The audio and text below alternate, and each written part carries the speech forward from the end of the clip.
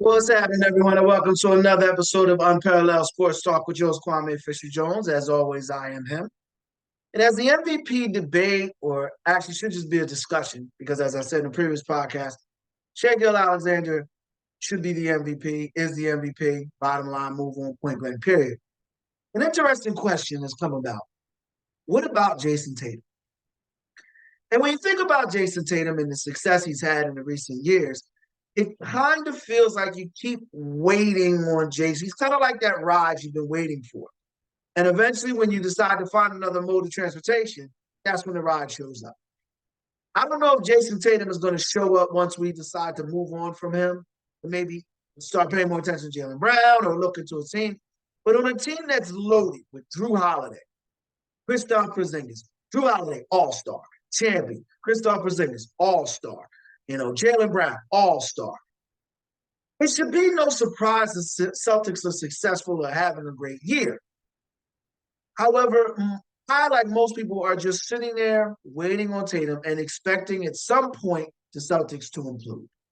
I can't, in good conscience, pick the Celtics to come out of the Eastern Conference because, yes, they wet the bed against the Golden State Warriors a few years ago, but there's always seems to be something about Jayson Tatum that I just can't wrap my head around. I just can't believe it.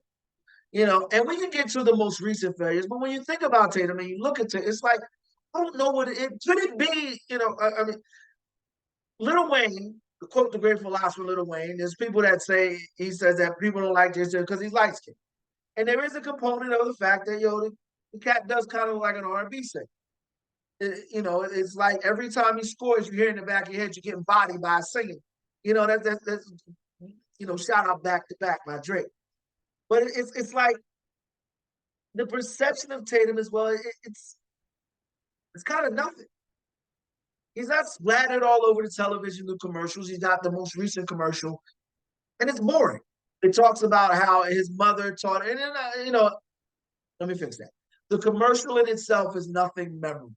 It's him discussing the successes and the pride and how proud he is of his mother. So, I'm not trying to diss that, but he's not splattered across our screen with the discount double check or the State Farm commercials or something. It's no personality there.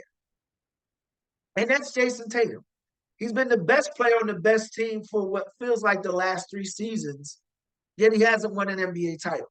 And when he had the opportunity to win the NBA title, he allowed Draymond Green to push him around like an R&B singer, like the pretty little light-skinned dude. That's what happened. They took a 1-0 lead. They had a chance to seize the moment, and he allowed Draymond Green to push him around. The Celtics were pushed around by Draymond Green, and that's why they lost. And you're not saying Jayson Tatum is soft, but it's how he's played specifically in those moments. It's why we don't consider him an MVP candidate and why he's considered one of those NBA players that throughout history that are good, yeah, but he does this, yeah, but he lost when it mattered. The Suns having a great year, yeah, but he was 5 for 13 against Denver Nuggets.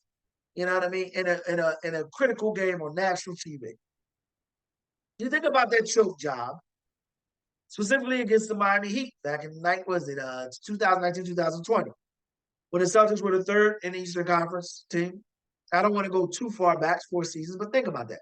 They're the third in the Eastern Conference, and they swept the 43-win Sixers team in the playoffs, and then lost to a 44-win team in the Eastern Conference Finals. He shot 41% from the field, 31% from three, but he scored 26 and 10, which isn't bad. And that's the story of Jayson Tatum.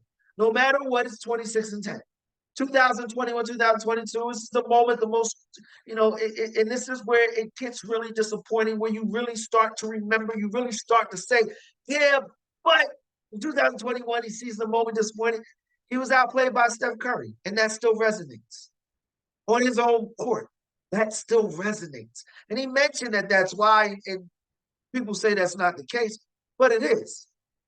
You see, every time you want to believe in this dude, he doesn't show up. It's always going to be yeah, but with him. It's always going to be, the finals didn't manifest itself in that manner. He hasn't taken it over. And quite frankly, I'm going to be real with you. If Jayson Tatum isn't playing the Philadelphia 76ers, I don't think he's a top 5 player in the NBA. I said it. If he's not playing the Philadelphia 76ers, I say talent-wise, he's a top 5 player. But production-wise, he's not. To me, it's 5 points in the fourth quarter. That still hurts. It's the next year he follows up a monster game 6 and game 7 performance against my Sixers, only to get smacked around again by the Bullets, the guys that smack around the light-skinned dudes, the Miami Heat. That's Jayson Tatum. And when you add all those years up from 2019, 2020, 2021, 2022, 2023, it's always a yeah, but with Jayson Tatum. And if the Celtics somehow win the Eastern Conference, the Celtics somehow find a way to make its way into the NBA Finals, are any of you willing to bet that he'll be the guy that seals the deal? Or are we thinking it's going to be Jaylen Brown? In a finals matchup against the Denver Nuggets, their last win, they lost 115-109.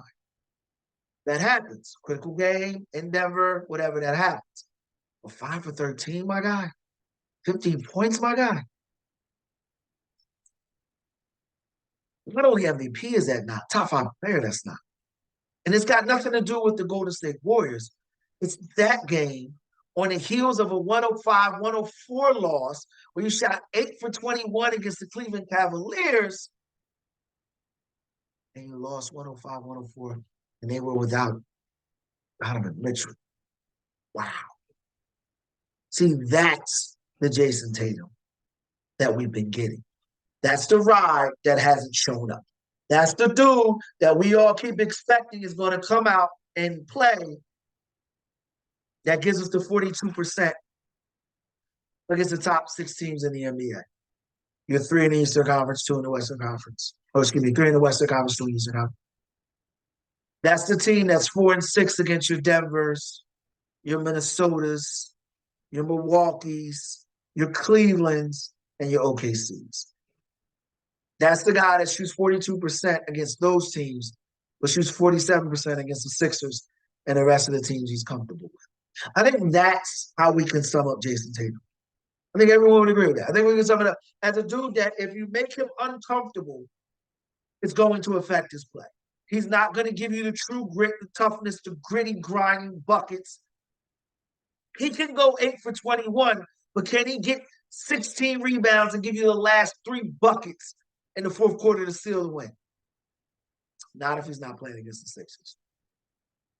If he's playing against the Miami Heat, Milwaukee Bucks, Denver Nuggets, Oklahoma City Thunder, Minnesota Timberwolves, you're going to get a dude that shoots a lot of threes, does a lot of arguing about fouls, has one magnificent play that interrupts an inconsistent game.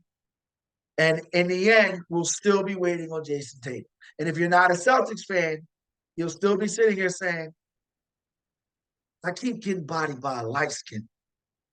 I keep getting bodied by an R&B. I keep getting bodied by singing.